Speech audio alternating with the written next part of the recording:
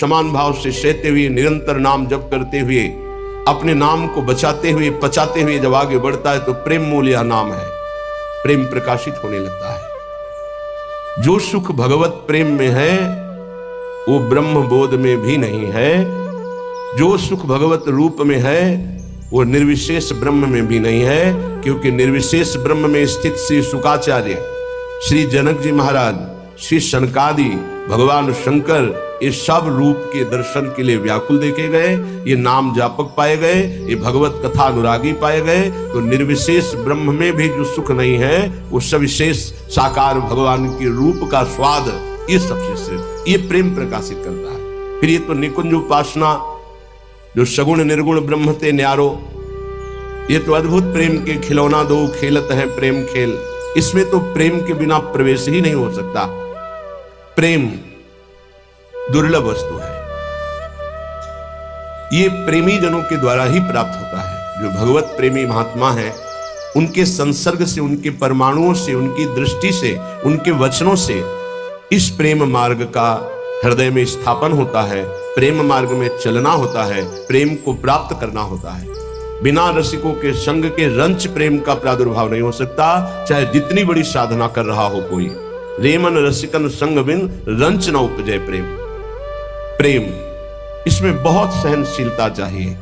बड़ी वस्तु प्राप्ति के लिए छोटी वस्तु में कहीं राजी ना हो जाए, पहली शर्त। जैसे किसी को 1 अरब रुपया चाहिए, 100 रुपया दिया जाए तो कैसा लगेगा? उसे बुरा लगेगा। क्या होगा इससे?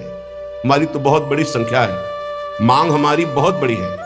ऐसे ही भगवत प्रेम प्राप्ति के मार्ग के उपासक को ब्रह्म पद, देवराजेंद्र का पद और सम्राट पद, योग की सिद्धियां और मोक्ष पद, ये भी बहुत ऐसे लगता है 100 रुपये के समान। 1 अरब की प्राप्ति वाले को जैसे 100 रुपया, ऐसे ही प्रेम प्राप्ति वाले को ये सब लगता है। इसलिए कह रहे मुझे ये नहीं चाहिए। दीयमानम न गृह्णन्ति, देने पर भी वो नहीं लेते।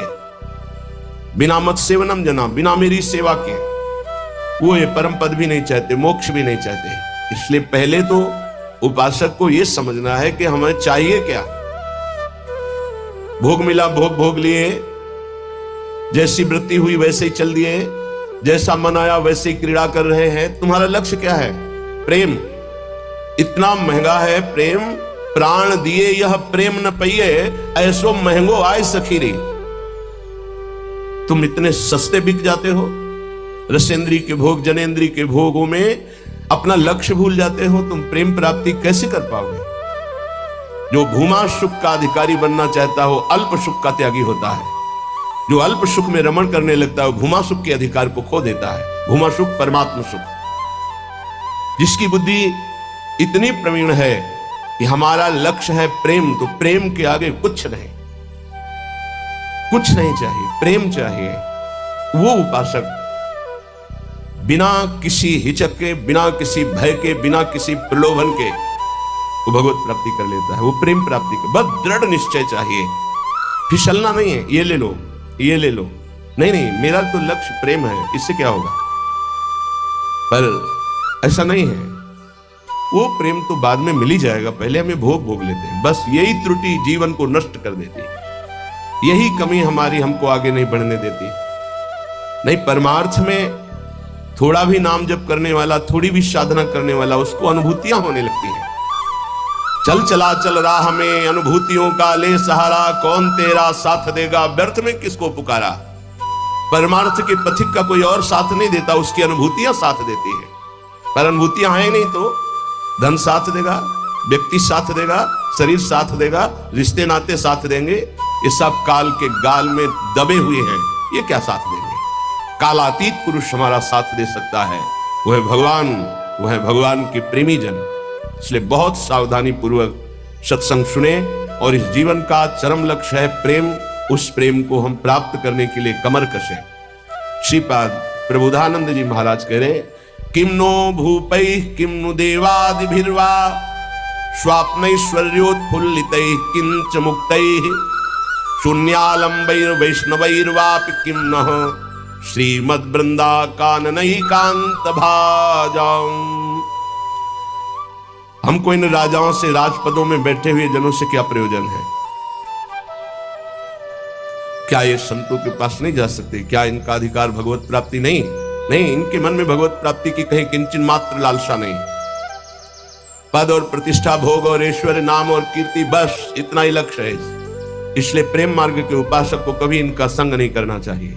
हाँ, कोई महाभागवत और पद पर विराजमान और भगवत भजन में लगा हुआ, भगवत प्राप्ति की लालसा वाला, उसका हृदय से स्वागत करना चाहिए। ऐसा नहीं कि कोई हो ही नहीं सकता। अम्बरीश जी महाराज चक्रवर्ती, सम्राट और महाभागवत, बड़े बड़े महाभागवत राजा हुए। दशरथ जी महाराज चक्रवर्ती, सम्राट, वैसे महाभागवत कि भगवान उनके पुत्र श्री राम के रूप में आए। तो जो भगवान से विमुख है, केवल पद का ही अभिमान रखता है, राजपने का अभिमान रखता है, भोग ऐश्वर्य में घमंड में है, ऐसों का संग कभी भक्त को नहीं करना चाहिए।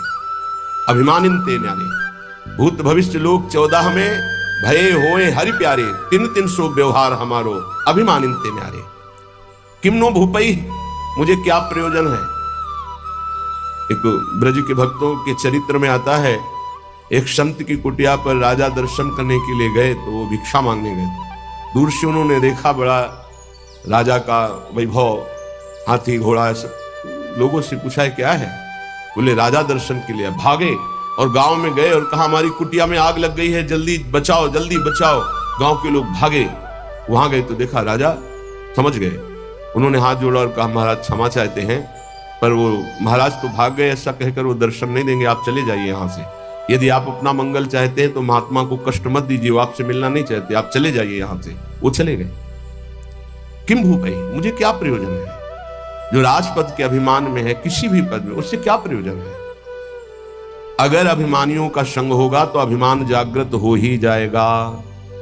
अभिमानियों का, पदाभिमानियों का संग होगा तो भगवत आश्रय छूट ही जाएगा, पक्का।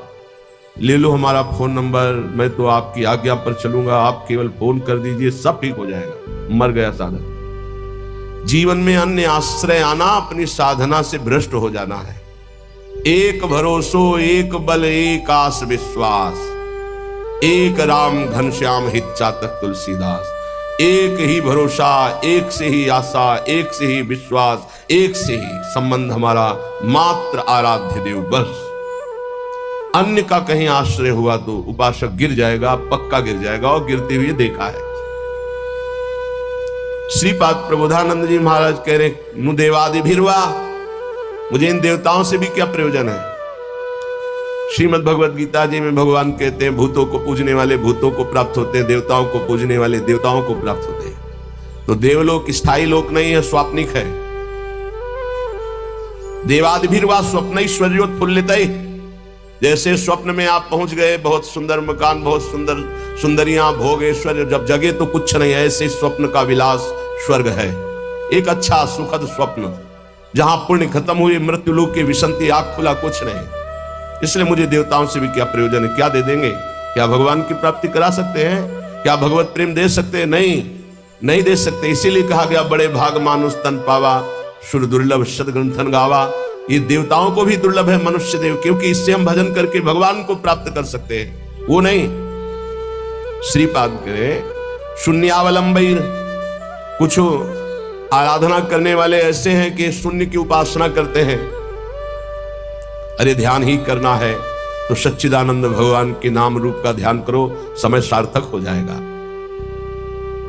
किम वैष्णवैर वापी, वैष्णव धाम वैकुंठ से भी हमारा क्या प्रयोजन है। ये तो सखाओं को पसंद नहीं आया। जब सखाओं ने जाना, नंद बाबा को वरुण के पार्षद ले गए थे, और श्री कृष्ण चंद्र जो जब उनको मुक्त कराने के लिए गए, तो जो लोकपाल वरुण ने साष्टांग दंडवत की और अर्घ पूजा और उपासना वो नंद बाबा ने देखी। मेरे लाला को बड़े बड़े देवता लोकपाल दंडवत कर रहे हैं।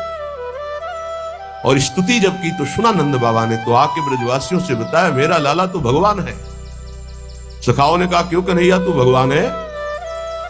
बाबा कह रहे थे तू भगवान है। तू भगवान है तो वैकुंठ दिखा। भगवान श्री कृष्णचंद्र जो मुस्कुराए अपने भोले सखाओं की बात सुन, तो ये ब्रह्म हृदय है, स्नान करो इसमें, फिर हम तुम्हें वैकुंठ का दर्शन कराएंगे। जीव ही डुबकी लगाई, पहुंच गए वैकुंठ। वहां भगवान की दिव्य चतुर्भुज पार्षद, और दूर सिंहासन में इंद्र नीलमणि कांति चतुर्भुज भगवान श्री के सहित विराजमान है, लक्ष्मी जी के सहित विराजमान है। वो कांप गए वैभव देखकर। पार्षदों ने रोक दिया। अरे बोले मुझे ऐसे के पास जाना ही नहीं, मेरा कन्हैया तो सिर्फ मेरा है। और एकदम व्याकुल हुए, कहा नहीं चाहिए मुझे वैकुंठ। और डुबकी से बाहर हुए, देखा मेरा कन्हैया मुस्कुरा रहा है। बोले प्रभु चरणों में गिर गए, कहा कभी वैकुंठ मत भेजना, मुझे ऐसे वैकुंठ में नहीं जाना जहां आपसे इतनी दूरी हो, जहां ऐसा वैभव नहीं। मेरा कन्हैया जिसके साथ हम खेलते हैं, तो ये तो सखा भाव की बात है, फिर ऊपर के भाव में कौन स्वीकार करेगा ऐसे वैभव को। वैकुंठ के भी वैभव को नहीं स्वीकार करना, ना श्रीमत, ना किसी वैभव ऐश्वर्य सिद्धियों को स्वीकार करना। तब वृंदा कानन एकांत भाजाम, तब वृंदावन के एकांतिक प्रेम की प्राप्ति होती है। एकांतिक, प्रिया प्रीतम, श्यामा श्याम। तो अभी आप कहते हो मुझे मोक्ष नहीं चाहिए, वैकुंठ नहीं, 500 रुपया में प्रभु को भूल जाते हो, वैकुंठ की बात करते हो। मोक्ष जानते हो किसे कहते हैं? अभी जाना ही नहीं मोक्ष किसे कहते हैं। जरा से लौकिक सुख में तो घुटने टेक देते हो, मोक्ष सुख के त्यागी कैसे हो गए? ये जो त्याग की बात है, ये उन भजनानंदियों की जिनकी स्थिति में आ चुके हैं। वो चाहे तो वैकुंठ मिल जाए, चाहे तो योग की सिद्धियां मिल जाए, चाहे तो मोक्ष मिल जाए, वो उनका त्याग किए हुए हैं। पहले मर्त सुखों का तो त्याग कर दो, मृत्यु लोक के सुखों का तो त्याग करो अंदर से, तब ऊपर के सुख अपने आप तुमको दिखाई देने लगेंगे। श्रीपाद कह रहे हैं, शम सर्वेषाम प्रयासेन दात्री द्वित्रैकांति प्रेम पात्रैक पात्री आनंदात्मा शेष सत्वा निधात्री श्री वृंदाटव्यस्तु मेंधस्य धात्री। आयास प्रयास से जो सुख मिलता है वो अल्प होता है। जो आप प्रयास करते हो उसे कर्म कहते हैं। कोई भी कर्म प्रारंभ और अंत वाला होता है, तो किसी भी कर्म का फल अनंत नहीं हो सकता। वो प्रारंभ और अंत वाला ही सुख देगा। अनंत सुख की प्राप्ति कर्मों से नहीं होती, कर्मों के त्याग से होती है। जो अपने साधन का भरोसा नहीं रखता है, इष्ट का भरोसा रखता है और खूब साधन करता है, ये दो बातें समझ में नहीं आएंगी। जब हम अहम से साधना करते हैं तो साधना का सुख भोगते हैं। आज हमने परिक्रमा की,